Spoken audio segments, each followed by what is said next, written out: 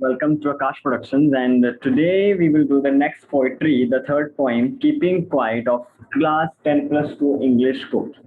Yes, so Keeping Quiet is written by Pablo Neruda. Yes, ये important है poet's name and poem name Pablo Neruda. Keeping Quiet by Pablo Neruda.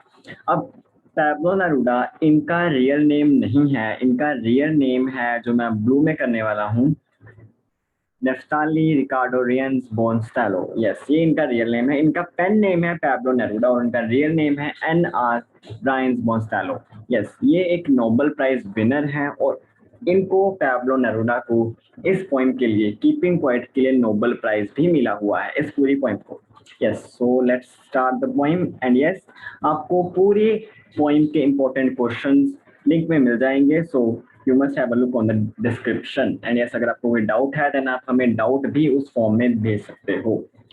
So let's begin the poem now. We will count up to 12 and we all will keep still. Yes, poet बोलता है कि हम सब 12 तक counting करेंगे और हम सब एकदम चुप हो जाएंगे, बिल्कुल कुछ नहीं करेंगे। अब काउंट अप टू 12 का क्या मतलब है, पोइट इससे क्या कहना चाहता है? 12 का मतलब यहाँ पे हो सकता है 12 month and 12 second. Yes, point donate कर रहा है कि पूरे मंथ ईयर के 12 मंथ में से हमें 12 सेकेंड तो खुद के लिए निकालने चाहिए, ये बोल रहा है पॉइंट। और ये इंपॉर्टेंट क्वेश्चन में भी आ सकता है। If you will have a look, yes ये देखिए, how will counting up to 12 and keeping still help us? हाँ yes, why does Pablo Neruda want us to count till 12 and keep still? Yes, Pablo Neruda क्यों बोल रहे हैं कि 12 तक count करो? तो इसका आंसर आएगा counting up to 12 and keeping still will help us in the following way. First, it will help us to introspect our deeds. Introspect का क्या मतलब होता है? अपने आप के कर्मों को अपने गिरिबान में झांक के देखना। मीन्स जो जो आपने आज तक किया है अपने कर्मों को जांच करना कि आप ठीक कर रहे हो या गलत कर रहे हो। First is to introspect our needs. Second is it will make us to think over thought and actions.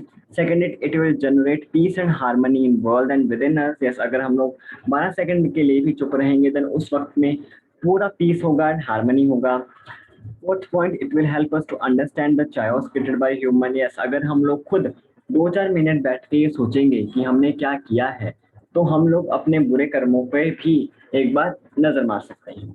Lastly, it will help us to understand the importance of nature. Yes, so इसीलिए poet बोल रहा है कि हमें 12 second के लिए थोड़ी देर के लिए स्टिल बैठना चाहिए, अपने आप को अपने कर्मों की जांच करनी चाहिए, इंट्रोस्पेक्ट करना चाहिए। Yes, and let's next paragraph. For once on the face of earth, let's not speaking any language, let's talk for 1 second and not moves our arms so much. Yes, point बोल रहा है कि पहली बार होगा अर्थ पे कि कोई किसी भी लैंग्वेज में नहीं बोलेगा, ठीक है।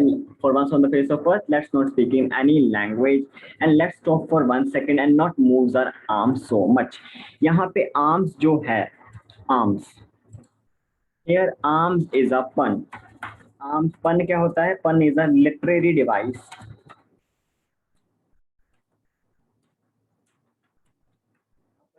पन का क्या मतलब होता है? One word two meaning. Pun का मतलब होता है one word and two meaning. ये आपके एक्सट्रैक्ट में वो पूछ सकते हैं, one word two meaning. Yes, अब यहाँ पे आर्म्स के दो मतलब है, एक तो हमारा बॉडी पार्ट और दूसरा वेपन्स।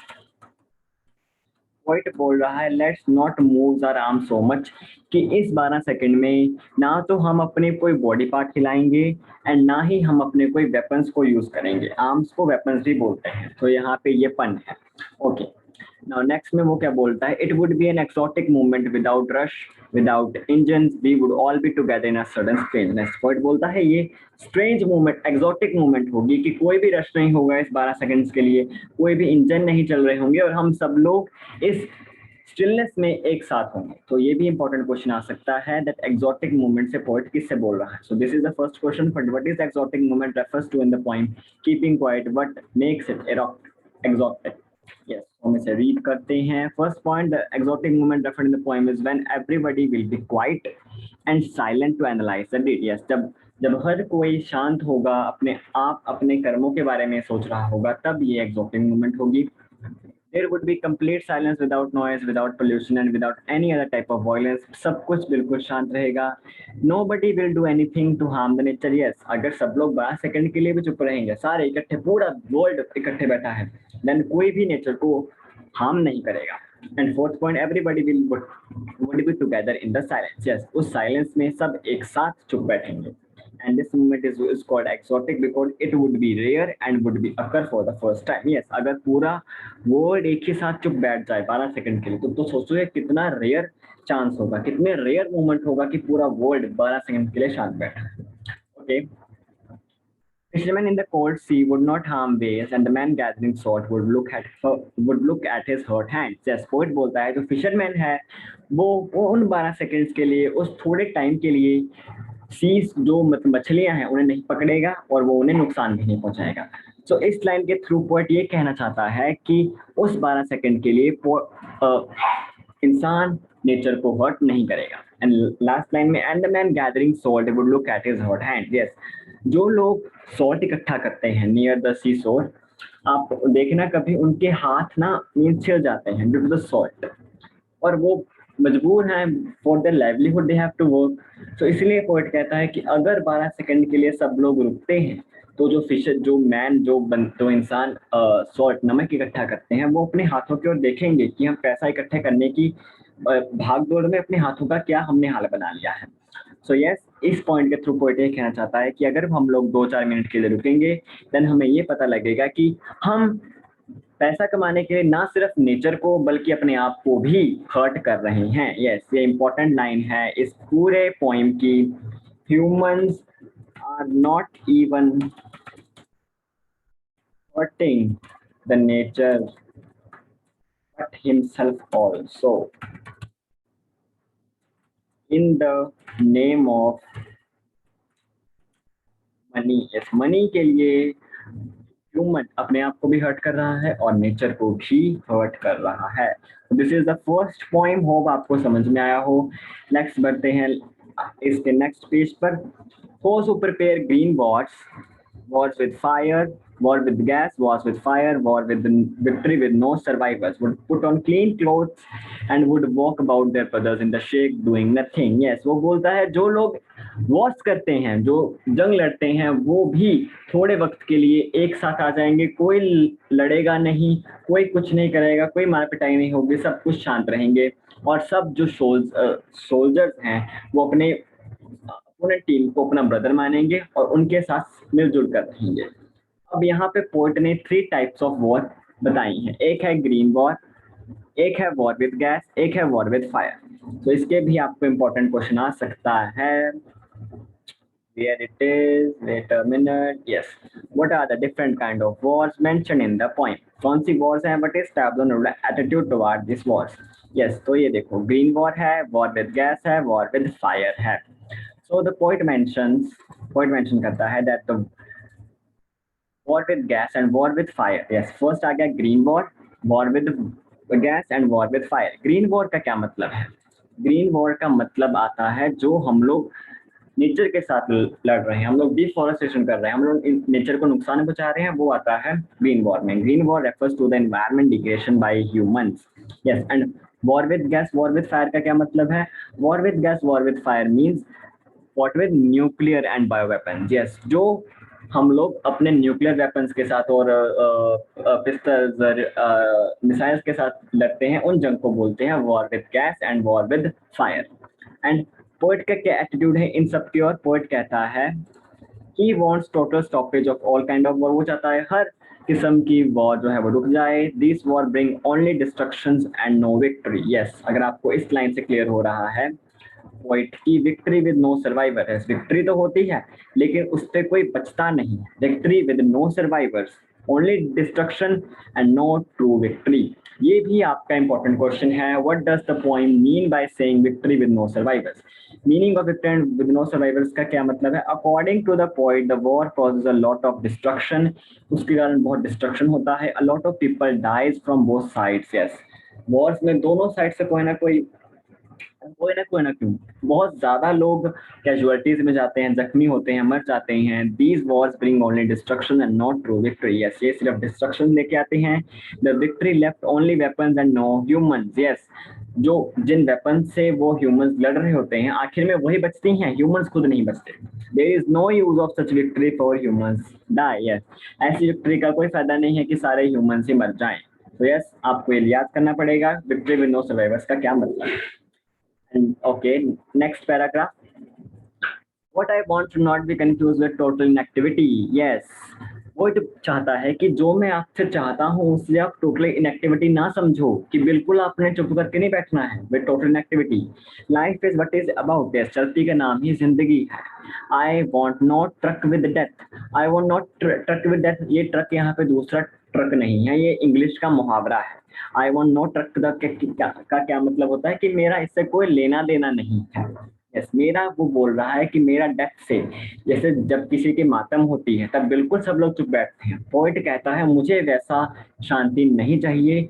मुझे क्या चाहिए शांति में, कि आप लोग अपने कर्मों को देखो। Yes, if we were not so single minded about keeping our lives moving, for once could do nothing, perhaps a huge silence might interrupt this sadness of never understanding ourselves and of threatening ourselves with death. Yes, poet बोल रहा था कि इंसान इतना single mind हो गया है अपनी लाइफ को लेके, कि ना तो वो अपने आप के बारे में सोचता है और ना ही अपनी नेचर के बारे में सोचता है। एंड वो बोल रहा है कि अगर हम 2-4 मिनट के लिए भी साइलेंस रखेंगे, perhaps a huge silence might interrupt this sadness of never understanding. Yes, अब ये भी इंपॉर्टेंट क्वेश्चन है कि पोइट किस सैडनेस की बात कर रहा है।